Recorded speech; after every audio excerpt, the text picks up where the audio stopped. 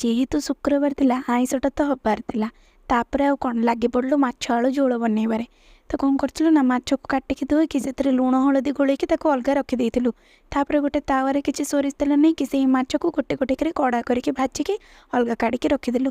पुणी सेई तावारे टिके सोरिष तेल नेइकी आलू को काटिकी टे भाजिला भलिया करिकी रखिदेलु।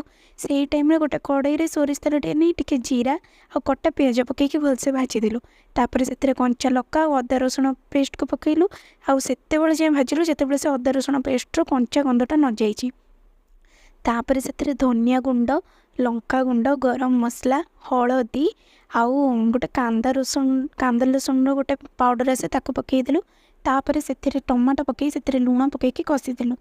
तापर सेथिरे आलू जो भाजी थिले ताको पकेइ देकी भलसे कषि देकी पानी टिके देइकिरी जेतेबेले से पानी रे गोटे फुटा आसीजिवो तापर गोटे गोटे की माछ के पकेइ देइकिरी तापर कट्टा धनिया को पकेइकी रेडी करदेलु माछ आलू झोल।